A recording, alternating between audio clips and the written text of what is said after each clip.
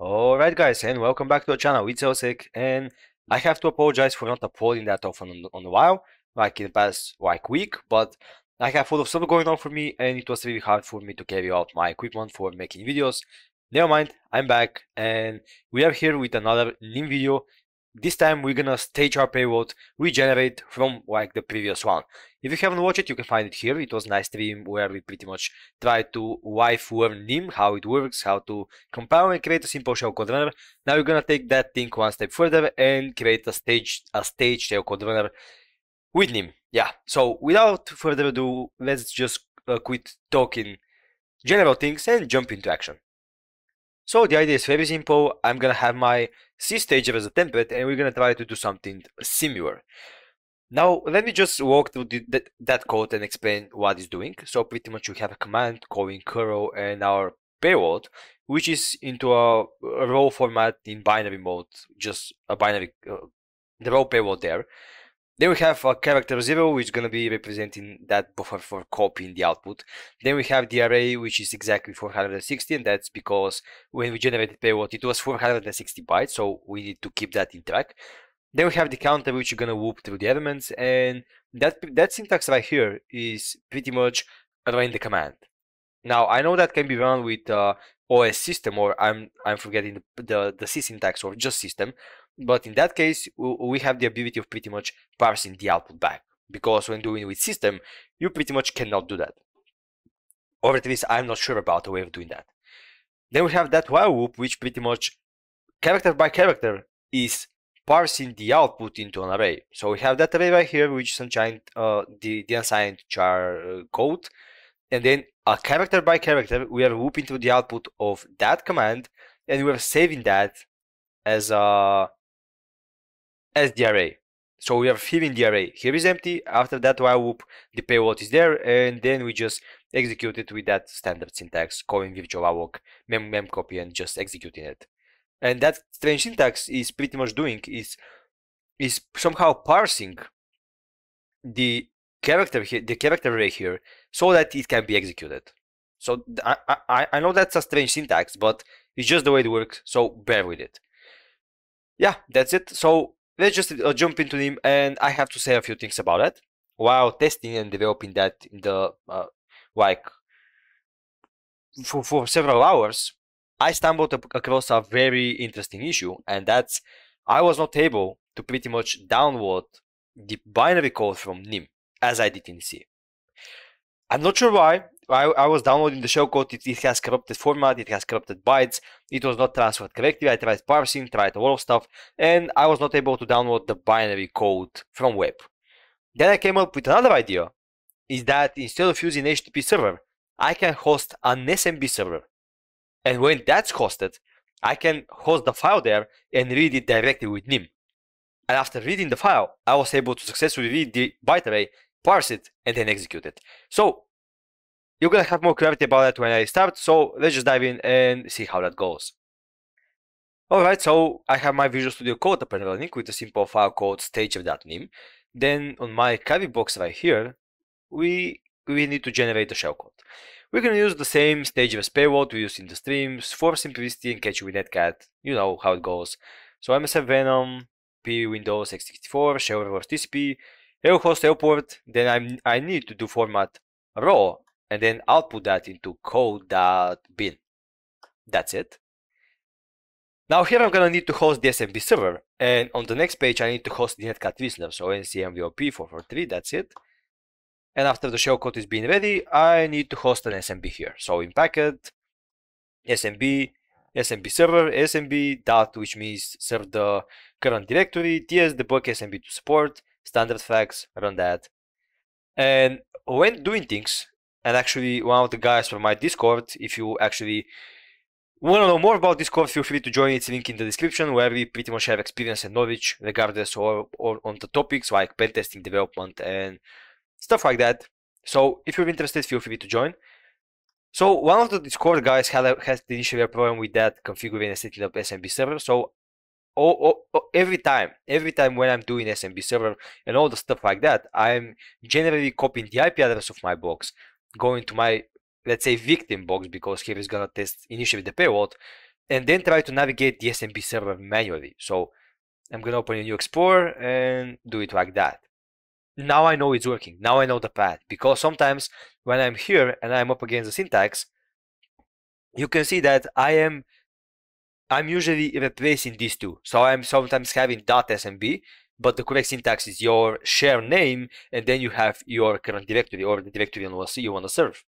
If you misplace them, you can get some kind of an error and your code would not work. So my suggestion for you guys is when you're doing something, always go in your Windows box and test it manually like that. Now you can see, oh, the network is named SMB. All right, now I can go here and I can see the code.bin. So the full path is gonna be that, right? All right, so let's continue to NIM. Of course, let's import the library, and the one we're gonna need is actually winim /nin, which is gonna be using for invoking Windows APIs and nothing else. So we need to define the file name. So let's call it var file name is gonna be equal, and now use 4 forward slashes. That's because, or backwards, I'm not sure which one are they, never mind, because they are trying to escape each other, and when that thing is getting parsed, 4 is gonna become 2 and 2 is gonna become 1. So here I need to pass my IP address, which is, actually I can do that like that, then call it SMB, then call code.bin. That's it. So when that thing is parsed, it's gonna be 2 lines here, 1 line here, 1 line here. That's why we specify 2, because they are escaping each other. Now we need to open the file, so we're gonna do var file, which is gonna be of type file, which indicates that we're gonna need to pretty much open file and work with files. Then we're gonna type open to directly invoke it and specify the file name, actually here, file name and fm read. So that's gonna be in read mode. All right, because we don't want to make any modifications to the payload, we just want it to read and parse into a variable. So now we're gonna need to get the file size. So let's call it var file size is going to be equal to file get file size, like that. And then we need to define our shellcode. So var shellcode is going to be equal of new sequence of bytes. So that's pretty much like a byte array, but it works kind of different. So after the video, we're gonna put a byte array in a sequence, and you can see the difference in output. And then we need to specify the file size, like that. All right. Now, the only thing we need to do is to pretty much read it and execute it. I know, simple as that, right? So let's call it discard file read bytes, and then shellcode 0, and then file size. That should be it. And if we print that, we should be able to see the shellcode into numerical form. So let me just do echo, what was it, shellcode. Let's see what happens now.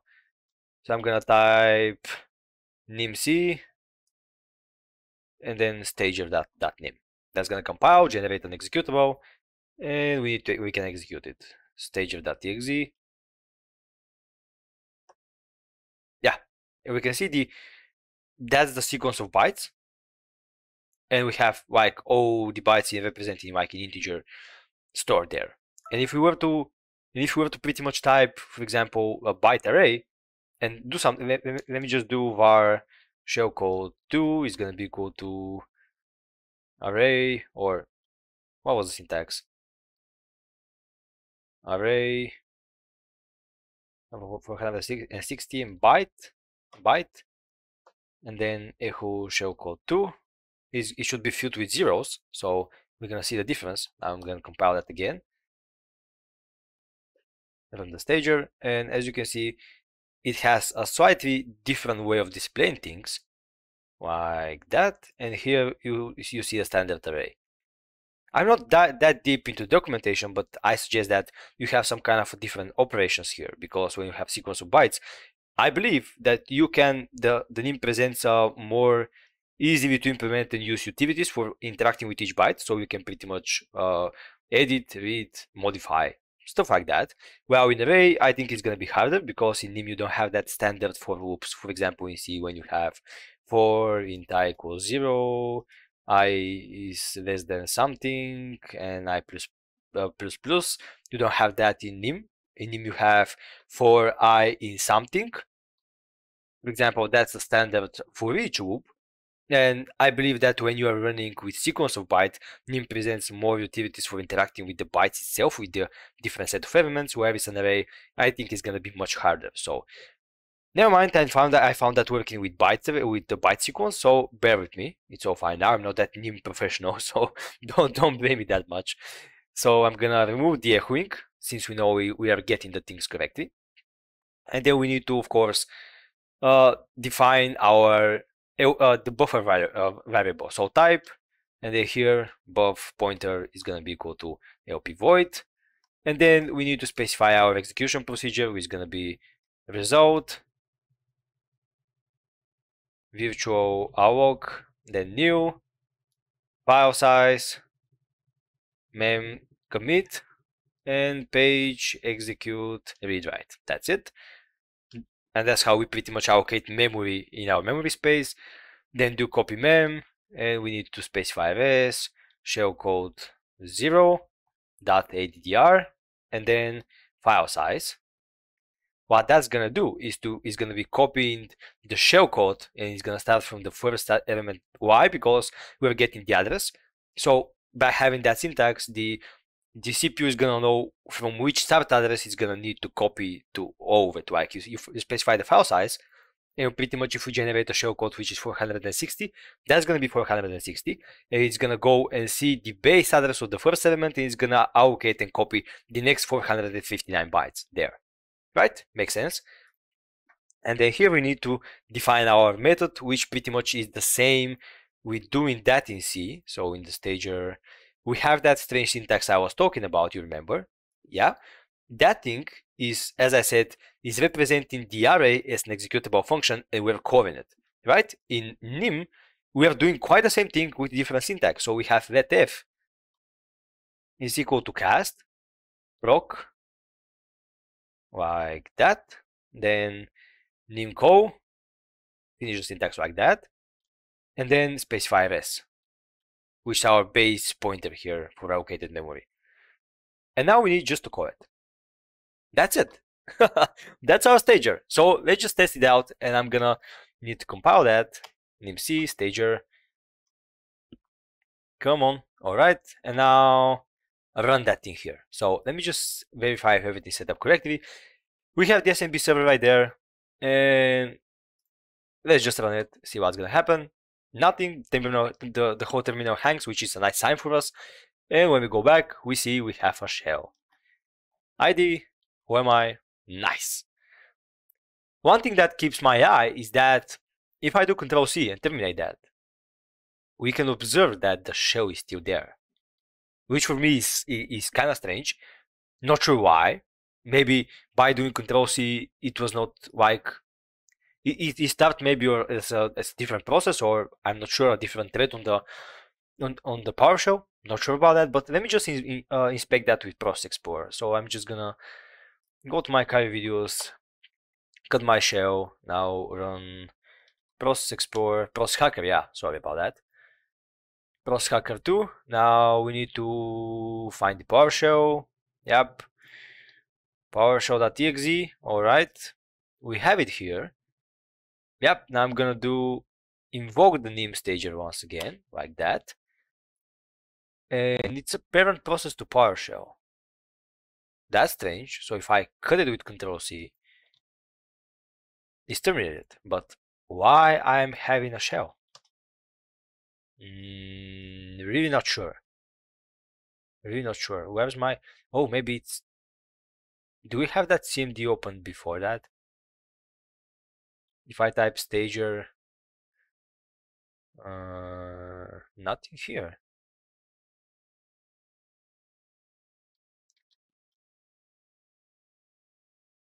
SVC, come on, I need the stager one.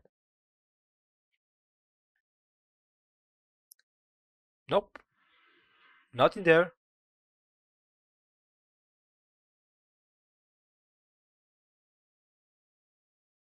Nope, nothing here, but I still have a shell, which is kind of strange. Yeah, it's functioning. So maybe it's that common processor down there. So if I cut it right away, terminate. Yeah, the shell is lost. So somehow after I Control C, it responds as another single process. So that's why it's not getting terminated. So for example, if I were to type stager, I get a shell, and now if I were to cut the PowerShell, let's see what's happening, and I get kicked off. But, oh, sorry. But if I open PowerShell again, cd into desktop nim stager and run the stager again, now I have a shell, but run Control C. Now I have the shell, the standalone shell. And if I cut the PowerShell window, it should still be here. No, it's not. No, it's not. So maybe these two things are linked together, but it's a nice thing to keep note of. Nice. So let's get to the fun part and test that payload to Windows Defender. So I have my command, I was gonna say, have my Windows 10 client right away here. Let me open up my Defender settings so you can guys see. And virus and threat protection, manage setting, real time is turned to on, others being off. I don't want that thing to get published. And now let's go to my commando. Let's set up my netcat listener once again, so everything's nice. Go to commando, file explorer, and stager.exe. Copy that and paste that thing here. Now I must be sure that a lot of the AV vendors gonna have bypassed by signature-based detection, because we don't really have a payload there, nothing to catch on. So it's normal that signature-based is passed. So let's see how that behaves against the heuristic-based. So I forgot about it, but let me just be sure if that's all good here. Manage settings, yeah, it is. So run that, and we have a shell. Nice. I have some kind of pop-up there. So thread found. So it did found it, but it's still alive. It did not kill it, which is strange, and I can operate with that. ipconfig. Yep, it's just running. So Defender said, you know, that's a virus, but wasn't able to pretty much kill it. Which I'm not sure why that's it, guys. Usually when the Defender sees something, it just kills it off, but it just works. So yeah, we have shell. Can we run PowerShell here? We can. Nice. Nice. All right. Now the next step is to scan it with Antiscanme to see what's gonna happen and see how many antivirus gonna catch that. So I'm gonna browse it, upload that thing, and hope the Antiscanme API is gonna work. Fingers crossed. Looks like it works, and we have 4 out of 26 AVs. So now don't get me wrong. That thing, most of them is gonna catch it on the runtime, because as I'm telling you, it works with MSF Venom stages payload, which is pretty simple to catch and pretty known.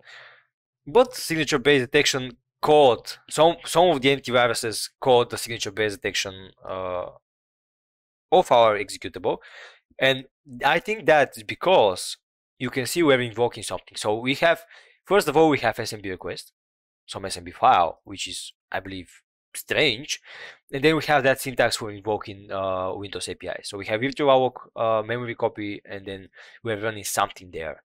So maybe these antiviruses, which are Avira, Bulgar, Not32, and F-Secure, are maybe catching onto that, because here they are only just doing signature-based detection. Now I cannot say how many of them is gonna catch it on runtime, but we saw that even Defender cached it. We still have a functional shell, and it pretty much works here. It's still available. So it did not kill the session, which is nice. And I have no clue what's gonna happen if we test with every single of this antivirus. So that brings me an idea of somehow building a lab of antivirus solution so I can test it myself. But that's for future. So yeah, that was the video, guys. I really appreciate you here with me. I really appreciate your time spending watching my videos, and I'm really glad that you find them useful. So if that's the case now, feel free to like that video, subscribe to the channel, and I'm gonna see you in the next one. See ya!